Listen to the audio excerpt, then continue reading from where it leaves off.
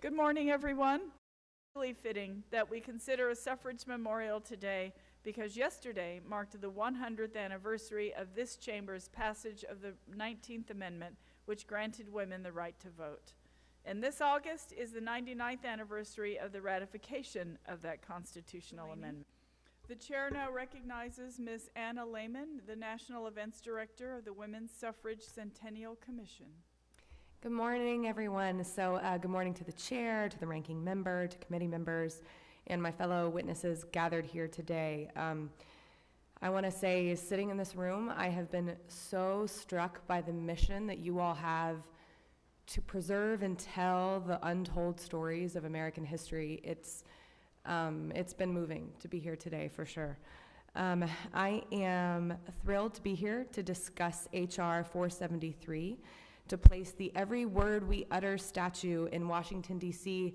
as the first outdoor statue dedicated to the women's suffrage movement in our nation's capital.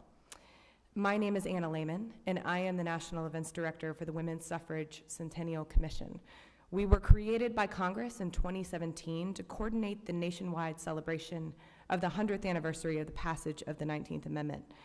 The commission works to ensure that the story of women's fight for the ballot is shared and commemorated. The bipartisan commission is chaired by Mrs. Kay Coles James, the president of the Heritage Foundation, and former Senator Barbara Mikulski, so we are truly bipartisan. I actually think I was here yesterday. I think I pinned on a number of your roses as we commemorated the House Centennial of the passage of the 19th Amendment just yesterday, so it's good to see you all again. I serve a critical role on the commission, coordinating legislative efforts to honor the 19th Amendment, as well as planning the country's nationwide commemorative events and activities. Prior to joining the commission, I worked as the Director of Partnerships and Public Programs for the National Woman's Party, which is the historic nonprofit founded by Alice Paul in 1913 for this very effort to make sure that women had the constitutional right to vote. The NWP actually still operates today. It exists at the Belmont Paul Women's Equality National Monument, just on the other side of the hill in the sort of corner of the Hart Senate office building. You've probably walked right by it. And we are still there today. We run that museum, that monument, in partnership with the National Park Service. It is my honor and my privilege to be a part of the team that's coordinating the nationwide efforts to commemorate the centennial of the passage of the 19th Amendment, and to be here today as a part of that commemoration. So, I join you today to lend my voice to the efforts to create a public monument to commemorate the women who waged and won the fight for women's right to vote.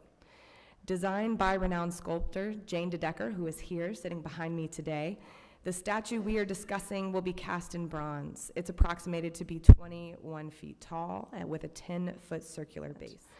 The statue depicts Susan B. Anthony, Elizabeth Cady Stanton, and her daughter Harriet Stanton Blatch, Sojourner Truth, Alice Paul, and Ida B. Wells. These women encapsulate both the sustained activism of the suffrage movement over multiple generations, as well as the diversity and patriotism of this movement. Each of the depicted women brought something unique and irreplaceable to the fight for suffrage. From Sojourner Truth, who threw off the shackles of slavery, fled freedom to the north, and proclaimed to her sisters in suffrage the humanity of women of color when she asked, "Ain't I a woman?" to Alice Paul, who brought women out of the home and into the streets to protest for national change. This statue epitomizes the very tenets of the suffrage movement, tenets on which our nation was founded: freedom, peaceful protest, and millions of diverse voices coming together as one to create change. The true art of this statue, though, it doesn't lie just in who it depicts physically, but in the symbolism of the continued path towards equality that it represents. Just as our nation is an ongoing, evolving experiment in democracy, so too are the movements for equality within it. As Elizabeth Cady Stanton remarked in a letter to Lucretia Mott explaining the continuous nature of this movement, from which the artist Jane DeDecker drew her inspiration for this work, every word we utter, every act we perform, wafts into innumerable circles beyond.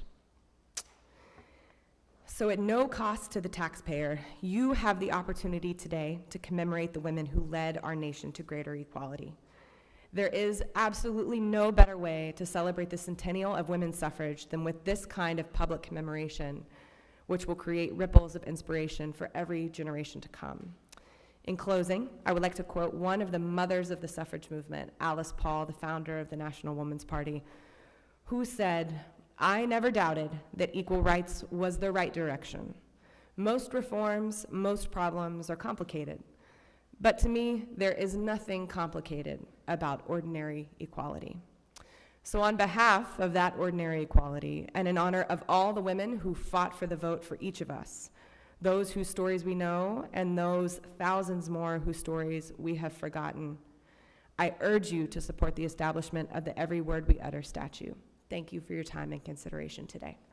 Thank you very much, Ms. Laymon, for that valuable testimony. If there is no further business, without objection, the committee stands adjourned.